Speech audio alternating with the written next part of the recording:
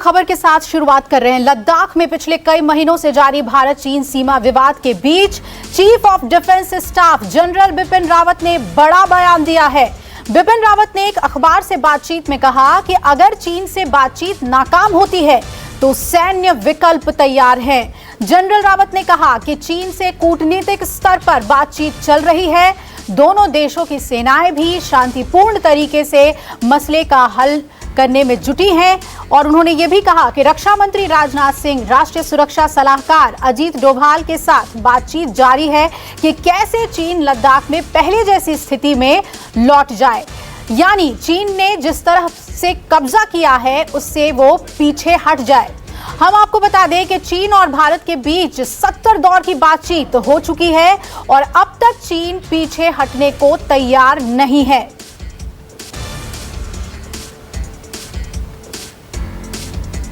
मेरे सहयोगी मनीष जुड़ रहे हैं ज्यादा जानकारी के साथ। मनीष, किस तरह से देखें हम सीडीएस की चेतावनी को, बातचीत अगर नहीं सफल हो तो सैन्य विकल्प हमारे तैयार हैं?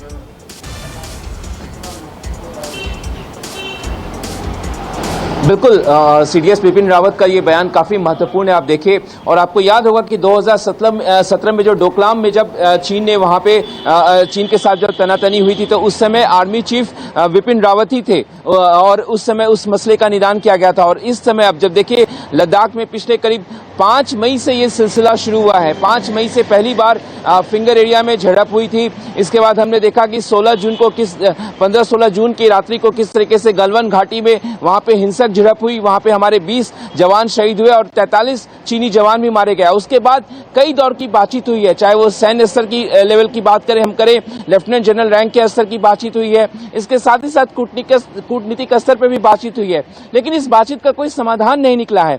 फिंगर एरिया में एरिया से चीन पीछे हटने को तैयार नहीं है। फिंगर 4 से हालांकि वो फिंगर 5 के पास आया, लेकिन भारत फिंगर 8 तक पेट्रोलिंग किया करता था। फिंगर 5 पर आकर चीन जमा हुआ है, वहां से वो पीछे हटने को तैयार नहीं है।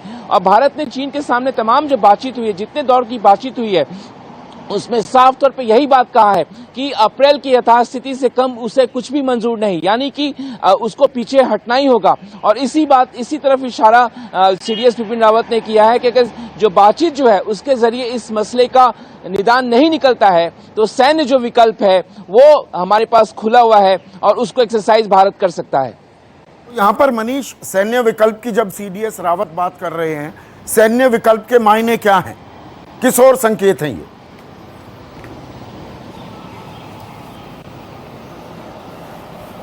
मनीष, संदीप जी, आपको पता है कि मिरर टू मिरर वहां पे डिप्लॉयमेंट है। जितनी चीन के जितने वहां पे जवान तैनात है, जितना आर्टिलरी, जितने टैंक्स, जितने एयरक्राफ्ट उसने तैनात किए हुए हैं, उसी संख्या में हमारी भी वहां पे तैनाती है। अब ये सवाल उठता है कि अगर चीन को अगर सैन्य की ताकत पे अगर जवाब दिया जाएगा तो ये कितना बड़ा ये किस तरीके का हो सकता है, ये जाहिर तौर पर, लेकिन ये बहुत ही महत्वपूर्ण ये बयान है क्योंकि आप देखिए चीन भी उसी तरीके से वहां पे अड़ा हुआ है। चीन कोई आप ये भी देखिए कि चीन कोई पाकिस्तान नहीं है, ये भी इस बात का ख्याल रखना होगा। लेकिन अगर ये बात अगर कह रहे हैं कि अगर सीडीएस बिपिन रावत, तो ये अपने आप में बहुत ही महत्वपूर्ण है। और हालांकि देखिए एक बात और संदीप जी निकल कर आ रही है कि आने वाले कुछ दिनों में बातचीत का दौर जो है वो जारी रह सकता है, चाहे वो हम सैन्य लेवल पर बात नहीं बन रही है, इसीलिए अब सीधे सीधे चेतावनी भी दी जा रही है चीन को। मेरे साथ 3 और खास मेहमान जुड़ गए हैं। एम्बेसडर अशोक सज्जनहार, किसी परिचय के मोहताज नहीं।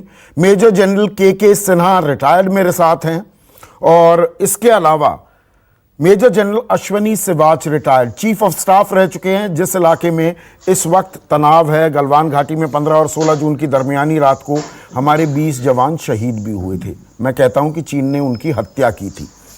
तो पहले जनरल सिवाच में आपसे जानना चाहूंगा, बिपिन रावत का यह बयान क्या ये संकेत दे रहा है कि बातचीत से बात नहीं बन रही है और चीन पर अब दबाव बढ़ाना होगा और दबाव बढ़ाया जा रहा है? बिल्कुल संदीप, आपने बिल्कुल ठीक बोला कि देखो आज की तारीख में 5 मिलिट्री लेवल की टॉक्स कोर कमांडर पे हो गई है और 4 डिप्लोमेटिक लेवल WMCC की मीटिंग हो चुकी है। कोई 14 जुलाई के बाद ज्यादा प्रोग्रेस नहीं हुई, यथास्थिति मेंटेन है। और कहीं ना कहीं चीन क्या है, 2 कदम आगे 1 कदम पीछे कहने और करने में फर्क है। और चीन कहीं ना कहीं अभी इक्विडिस्टेंट की बात करने लग गया है आपके पैंगोंग में कि हम भी अगर फिंगर 4 से पीछे जाएंगे तो आप भी फिंगर 4 से अपनी तरफ पीछे जाएं, फिंगर 2 की तरफ। जबकि भारत का इलाका है, भारत ने बोला कि जब तक आप यथास्थिति अप्रैल 2020 की नहीं करोगे हम मानने को तैयार नहीं है। अगर ये सोल्यूशन पॉलिटिकल और डिप्लोमेटिक लेवल या मिलिट्री लेवल से नहीं आता है तो हम किसी भी स्थिति पे जाने के लिए तैयार हैं। इसका मतलब कहीं ना कहीं सीडीएस ने एक प्रकार से आपको ये दिया है कि हम एक मिलिट्री ऑप्शन भी अडॉप्ट कर सकते हैं। बिल्कुल, क्योंकि चीन, एक मिनट जनरल से बात, जनरल सिन्हा, क्योंकि चीन मानने को तैयार नहीं दिख रहा है और लगातार जो ये शिफ्टिंग ऑफ गोल पोस्ट, ये सलामी स्लाइसिंग की उसकी जो मंशा होती है ना कि कहीं पे निगाहें कहीं पे निशाना। मसला शुरू हुआ गलवान घाटी से, पेट्रोलिंग पॉइंट 14 से, और फिर डेप्सांग में भी खबरें आई और अब पैंगोंग सो बेसिकली पूरे के पूरे थिएटर ऑफ अनईज टेंशन बन गया है। तो वो इधर से उधर भी भाग रहा है और भारत को अब पकड़ना होगा और इसीलिए बिल्कुल दो टूक संदेश दिया है सीडीएस बिपिन रावत ने। देखिए, जो आप कह रहे हैं उसमें सच्चाई है। बिपिन रावत यदि कह रहे हैं ये बात अभी तो थोड़ी देर पे ही करें। मेरे अनुसार ये बात पहले हो जानी चाहिए। और बहुत ये कोई धमकी या जस्ट हम ऐसे किसी पेपर को ये बातें यदि आप करते हैं तो इसमें गंभीरता कम और दिखावा ज्यादा, मेरा मानना है ऐसा है। देखिए, आपको क्या किया है चीन ने? आपकी कोई बड़ी चीजें नहीं की, आपको बाधित किया है उन्होंने। आपको आपके पेट्रोलिंग पैटर्न को बाधित किया है, चाहे वो आप वाई जंक्शन ले लें देप्सांग के इलाके में, या आप अभी गोगरा में भी है और पैंगोंग के ऊपर। और ये चीज आज नहीं, हर एक साल, ये बहुत सालों से चलती रही है, वो अभी सामने खुल के आई है। हम कहीं ना कहीं इन चीजों को उनको करने देते हैं और चाइना अपने टर्म्स एंड कंडीशन में काम करता है। मैं आपको ये बताऊं, ये कहेगा कि मैं यहां रहा, मैं वहां रहा। मैंने 3.5-4 साल मेजर जनरल ऑपरेशंस रहा हूं इन इलाकों में और पूरे इलाके को देखा है। ये जो आपका 3488 किलोमीटर का इलाका है, हमारे कमांडर लूज करते हैं, हमारी कटिंग एज होती है, हमारे यंग ऑफिसर। 15-16 की रात आपने देखा, वो हमारे यंग ऑफिसर्स की कार्रवाई थी। उसके बाद उनके हाथ रोक दिए गए। आप यदि इन हाथों को रोकेंगे, आपको क्या, ये आपको पता होना चाहिए 23 आपके इलाके हैं जो डिस्प्यूटेड है और ये इस तरह की कार्रवाइयां होती हैं। आपके, यदि आपको याद होगा, जो हमारा ये नॉर्थ सिक्किम में ये हुआ था, वहां एक लेफ्टिनेंट ने एक मेजर को, चाइनीज मेजर को बड़ा अच्छा सबक सिखाया, उसको वहां से निकाल दिया गया। आप यदि करेंगे और फिर जब सिचुएशन खत्म हो जाती है तो आप जैसे 99 में कहे कि जाइए फिर कैप्चर कीजिए, ऐसे नहीं होता है। संदीप जी, आपको इस तरह से 30 दौर बातचीत हो गई, 30 बार। चाइना क्लियर है, क्लियरिटी आपके पास होनी चाहिए, क्लैरिटी हमारे पास होनी चाहिए। जो अब ये दबाव की राजनीति भी है, रणनीति है। एक minute sir, ambassador Ashok Sajjanhar, general Sinha कह रहे हैं ये पहले हो जाना चाहिए था। तो देखिए, 3-4 तरफ से दबाव बनाए जाते हैं। एक कूटनीतिक दबाव होता है, हमने आर्थिक प्रतिबंध लगाए हैं, घेराबंदी भी हम कर रहे हैं, बाकी देशों से भी बातचीत चल रही है, लेकिन अभी नतीजा नहीं निकल रहा है। क्या मैं इसका संकेत ये मानूं, जब सीडीएस कहते हैं हम सैन्य विकल्प के लिए भी तैयार हैं, तो चीन को बताया जा रहा है देखिए ये भारत अब तुम्हारी सलामी स्लाइसिंग, तुम्हारी मंशाओं से, तुम्हारी सारी रणनीति से वाकिफ है, हम अब पीछे नहीं हटने वाले हैं, जो आप करते आए हैं वो नहीं होगा।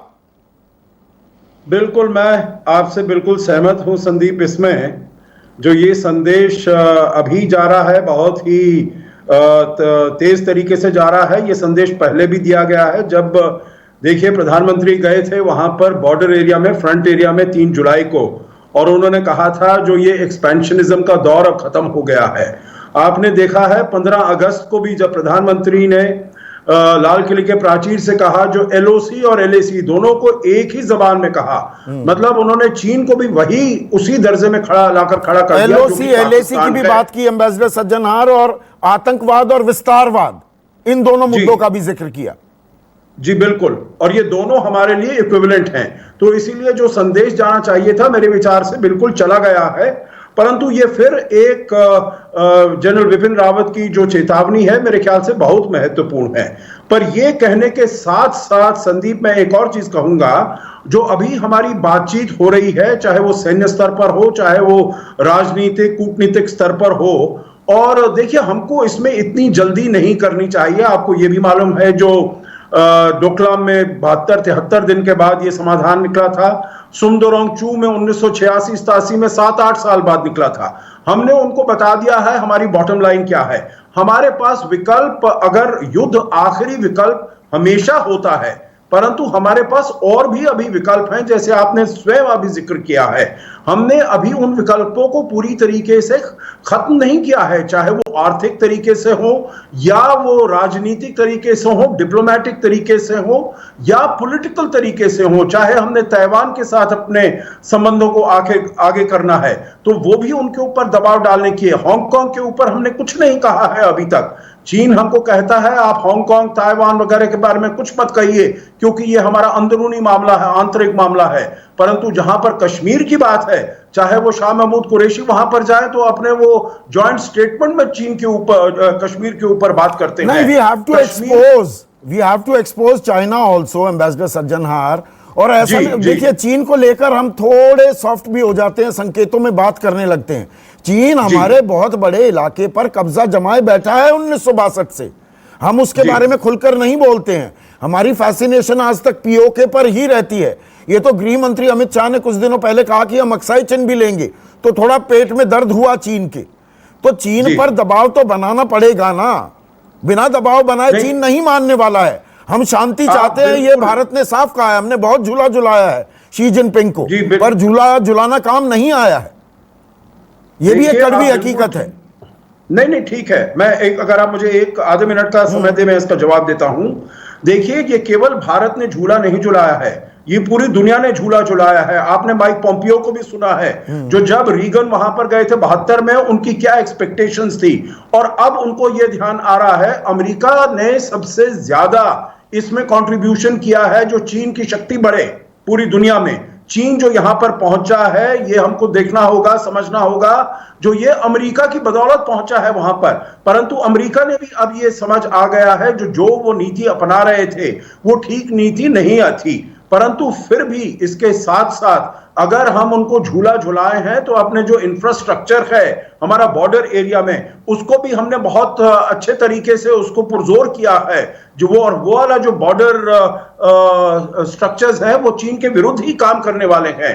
जो हमारी एक्सटर्नल बैलेंसिंग है वो भी हमने चीन के विरुद्ध की है। अपने जो संबंध है अमेरिका से बढ़ाए हैं और देशों से बढ़ाए हैं, वो भी अपने को चीन के विरुद्ध ही अपने को करने के लिए जो हमने डिफेंस अपनी इंपोर्ट्स की हैं। तो इसलिए मैं ये नहीं कहूंगा जो ये सब कुछ व्यर्थ गया है, परंतु बिल्कुल। और ये हम नक्शे के जरिए दिखा भी रहे हैं, ये पैंगोंग त्सो का इलाका है, फिंगर 2 से फिंगर 8। दरअसल ये हमारा इलाका है, यहां पर हमारी फौजें गश्त भी करती रही हैं, लेकिन अब फिंगर 4 तक आ गया है चीन।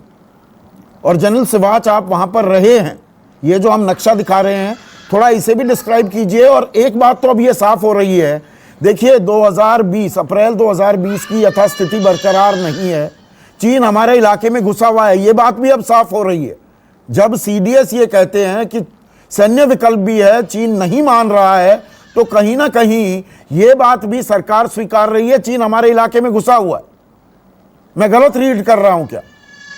नहीं संदीप, कहीं ना कहीं बिल्कुल ठीक रीड कर रहे हैं आप, इसमें कोई शक नहीं। जो हमारा एरिया ऑफ परसेप्शन है उसके अनुसार तो वो आया हुआ है, तभी तो ये प्रॉब्लम है। चाहे वो देपसेंग में है या चाहे आपका वो पैंगोंग त्सो में है, फिंगर 4 से 8, हम तो 8 तक अपनी लाइन ऑफ एक्चुअल कंट्रोल मांगते हैं। और इसी प्रकार पैंगोंग त्सो के अंदर जो आपका देपसेंग का प्लेन्स है, वाई जंक्शन से जो वहां पेट्रोलिंग भी रोक रहा है, और कहीं ना कहीं 1959 वाली जो अपनी क्लेम लाइन है उस पर आया है, वो गोल पोस्ट चेंज करता जा रहा है। तो हमें ये बताया गया है कि आपने पीछे जाना है, जो आप अप्रैल 2020 की यथास्थिति थी। उसका मतलब यह है कहीं ना कहीं चीन जिस प्रकार से अपने अक्साई चिन को डेप्थ दे रहा है, और कहीं ना कहीं उसको डर है कि भारत कुछ ऐसा ना करे, या तो गिलगित बाल्टिस्तान में या अक्साई चिन में, तो उसने देपसंग वाला जो इलाका है उसके अंदर अपने जो G219 हाईवे जा रहा है कास्कर से लेके लासा, उसको भी आप उसने एक प्रकार के डेप्थ दे दिए। तो चीन जो है बड़ी सोची समझी साजिश सा है, इसको समझो इसका मिलिट्री एम क्या था। मैं DSDBO की भी, दारबुक शोक, दौलत बेग ओल्डी रोड की भी बात करने वाला हूं, लेकिन उससे पहले जनरल सेना, देखिए CDS रावत ने क्या कहा कि LAC पर ये जो अतिक्रमण है, जो कब्जा है या घुसपैठ, जो भी आप शब्द इस्तेमाल कीजिए, उन्होंने अतिक्रमण शब्द इस्तेमाल किया है, ये डिफरिंग परसेप्शंस के चलते होता है। चीन मानने को तैयार नहीं। चीन तो कह रहा है जी मेरा तो 4 तक है, फिंगर 4 तक इलाका है, हम कहते हैं फिंगर 8 तक है। तो ये डिफरिंग परसेप्शंस में बात आगे कैसे बढ़ेगी? चीन यही तो करता है, सलामी स्लाइसिंग, इसीलिए तो वो धीरे धीरे कुछ कुछ इलाका अपने खाते में जोड़ता चला जाता है। देखिए संदीप जी, मैं फिर से बताता हूं और प्यार से बताता हूं, हमारे ऐसे डिस्प्यूटेड एरिया 23 हैं। यही गलती हमने कारगिल वॉर में किया था, जब हमने अपने तकरीबन 600 जवान खो दिए और क्या हासिल किया, अपनी जमीन वापस की। बहुत बड़ा अपॉर्चुनिटी मिला था। ये अपॉर्चुनिटी का मैं मानता हूं कि 2 तरीके से फायदा उठाया गया है। एक तो हमने DBO जो हमारा दौलत बेग ओल्डी है, हमने उसको एक बैटल ग्रुप ऑक्युपाई किया है, एक और करना चाहिए मेरे अनुसार। जो दूसरी बात, बहुत बड़ी चीज नहीं हुई है जिस तरह से ये पेश किया जा रहा है। देखिए 1999 में ही उसने रोड बना लिया था, फॉर्मेशन कटिंग कर ली थी। आपने उसको परमिट किया 2006 में फिंगर 6 के ऊपर में जेटी बनाने के लिए, और आपके चैनल में लोग बैठे हैं, लोग भी इनसे जिम्मेदार रहे हैं पहले, और आपको 2013 में ब्लैक टॉपिंग करने दिया। आप, वो कहता है कि उसकी परसेप्शन लाइन फिंगर 2 और 3 से उसकी जाती है LAC, उसका परसेप्शन, उसको भी आप पेट्रोलिंग कर, वो करता था पहले, और आप पेट्रोलिंग कीजिए। क्या कर रहा है? आपको पेट्रोलिंग में बाधित कर रहा है, और आप 15-16 की रात के बाद पेट्रोलिंग नहीं करते हैं। आप कहते हैं हम सेंट मॉनिटोरियम ले लेते हैं, तब प्रॉब्लम आती है। आप पेट्रोलिंग करें और फोर्स, देखिए रेकी बाई फोर्स होता है। आप मेरे को भेजिए, मैं करके दिखाता हूं। आप बोट में जा सकते हैं, मसला नहीं है। मसला क्या रोक रहा है? क्या रोक रहा है? फिजिकली रोक रहा है, पहले भी रोकता था वो आप 20 साल से रोकता रहा है, और हम कहते हैं कि हम जीत गए वहां पर। ये गलत बात है। दपसांग चाहे वो पहले जब आपने किया उसने 2017 में, उसने वहां बना लिया, वहां बैठकर। आप कहते हैं कि हमने सुंदरोग जू में किया, सुंदरोग जू में भी आपने परमिट करने दिया उसको। देखिए जो अभी है, क्या डिफरेंस है इस समय, हम मानने के लिए तैयार नहीं है। ये सबसे बड़ी जीत है, हम नहीं करने देंगे। आप जाइए वापस, आप सिरबाज में जाइए, आप जाइए 46 किलोमीटर है गलवान में आपका कैंप, वहां जाइए। हम वो कह रहे हैं, वो कहता है कि आप भी DBO छोड़िए, वो बात वहां रुकी है, और आपको केवल मसला एक है, आप फोर्सफुली अपने पेट्रोलिंग को कीजिए। बिल्कुल, आपने जो शब्द इस्तेमाल किया है, रेकी बाय फोर्स करनी होगी। वो हमारे इलाके में घुसा रहता है, डिफरिंग परसेप्शंस का हवाला देता रहता है, हमें भी रेकी बाय फोर्स करनी होगी। नमस्कार, मैं हूं मानक गुप्ता। अगर आपको हमारा ये वीडियो पसंद आया हो तो इसे लाइक और शेयर जरूर करें, और हां, हमें सब्सक्राइब और फॉलो करना ना भूलें, ताकि आप देश और दुनिया की कोई खबर मिस ना करें। तो जुड़े रहिए हमारे साथ और देखते रहिए न्यूज़ 24।